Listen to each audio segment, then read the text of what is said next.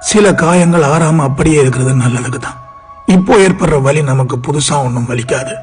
மனசளவுல கூட யாரையும் கஷ்டப்படுத்தி விடக் கூடாதுன்னு பல சந்தர்ப்பங்கள்ல வாயை மூடிட்டு இருந்திருப்போம்.